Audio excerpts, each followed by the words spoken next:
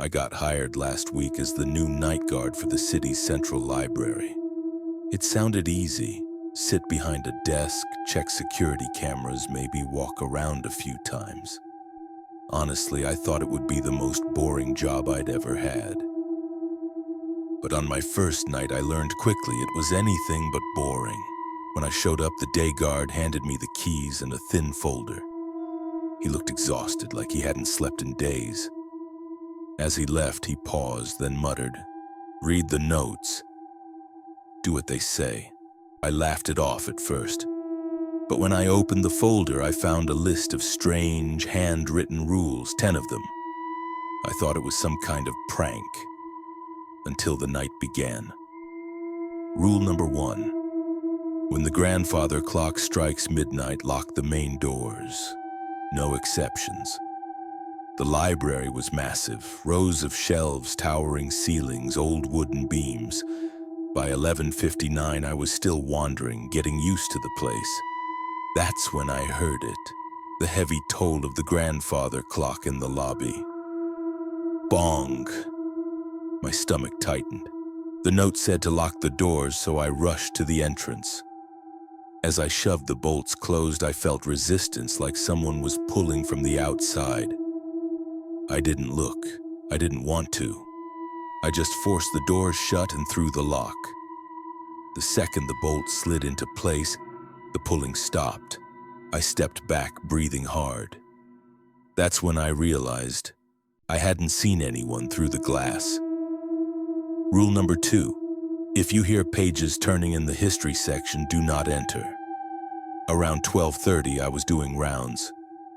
The library was silent, so quiet it pressed against my ears. Then I heard it. Flip, flip, flip. The sound of pages turning.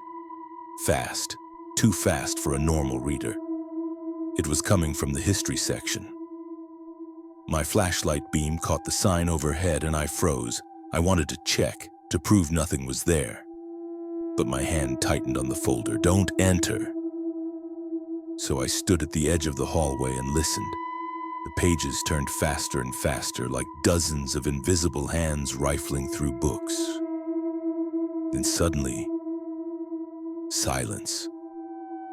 I backed away and the air grew cold behind me, like something was standing just out of sight. Rule number 3.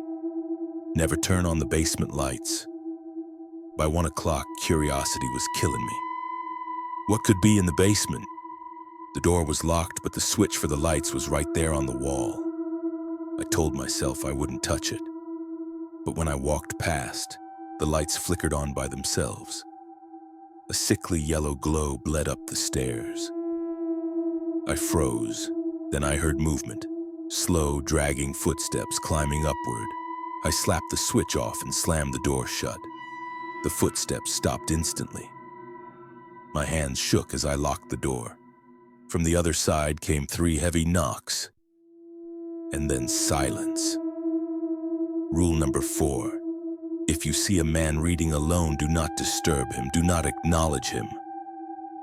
At 1:30, I spotted movement near the reading tables. My heart jumped, thinking it was a real intruder. But when I crept closer, I saw him. A man sat at a table, his face hidden behind an open book. His skin looked pale, too pale. His fingers trembled as they turned the pages. I remembered the rule. Don't disturb him. Still, I couldn't help it. I leaned closer and whispered, "Sir?" The library's closed. He lowered the book just enough for me to see his face. Hollow eyes, sunken cheeks, a grin too wide for his jaw. I stumbled back, biting my tongue to keep from screaming. He lifted a finger to his lips. Shh, and then vanished, book and all. Rule number 5. If a phone rings, do not answer it. The library phones hadn't rung once all night, until 2 o'clock. The sound echoed through the empty halls, shrill and sharp. My blood ran cold. I followed it to the front desk. The phone vibrated against the wood. Caller ID. Unknown number. It rang and rang. On the 8th ring, it stopped. I exhaled, relieved. But then a voice whispered from the receiver, even though the phone was still on the hook. "We know you're here." I yanked the cord out of the wall. The whisper cut off, but the faint sound of breathing lingered in my ear long after. Rule number 6, do not look out the windows after 2:30 a.m. Walking the halls, I felt eyes on me. I made the mistake of glancing at the tall glass windows. Shapes moved outside, dozens of them. Human-like, pressed against the glass, their faces pale and warped. They didn't move naturally. Their heads twitched, necks bending at impossible angles.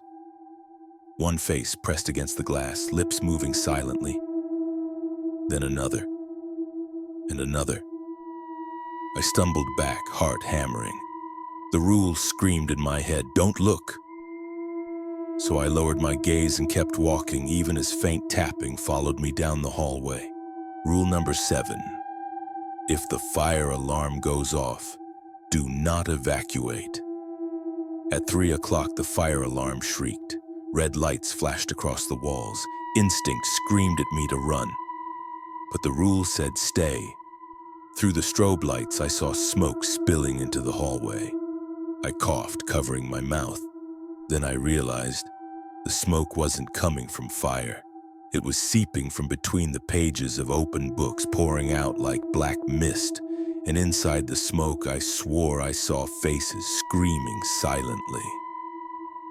I dropped to my knees, eyes shut tight, until the alarm finally cut off.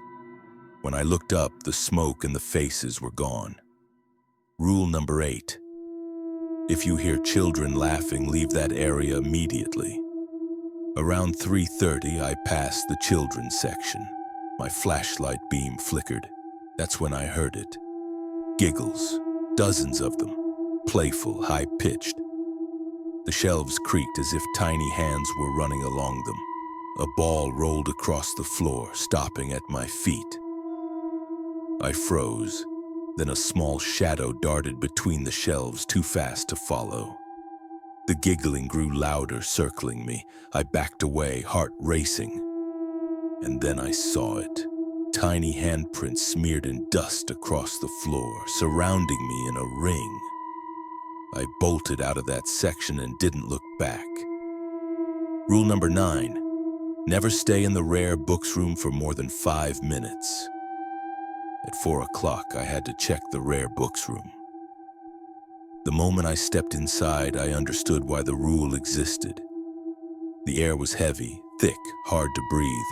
The shelves groaned, wood warping under invisible weight. I glanced at my watch. 5 minutes. That's all?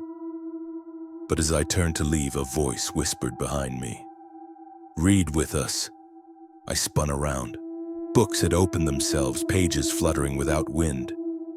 The letters on the pages writhed, slithering like insects. I staggered out, slamming the door behind me. My watch read 4 minutes, 57 seconds, too close. Rule number 10. When the clock strikes 5 a.m., do not be inside. The last hours dragged on like years. Every shadow seemed alive, every creak a warning. Finally, I heard it. The grandfather clock began to chime 5. Bong. I sprinted for the exit keys, trembling in my hands. Bong! The lock jammed. My heart thundered. Bong! Behind me, books flew from shelves, pages tearing, voices chanting in dozens of tongues. Bong! I threw my shoulder into the door. It burst open. Cold dawn air hit my face. Bong! I stumbled into the street, gasping as the final chime echoed. The library doors slammed shut behind me on their own. I turned. Through the glass, I saw them, dozens of figures, pale and grinning, watching me. And in the center, the man with the book, still reading, still smiling. I quit the job the next day, but sometimes late at night I hear it again, the faint sound of pages turning,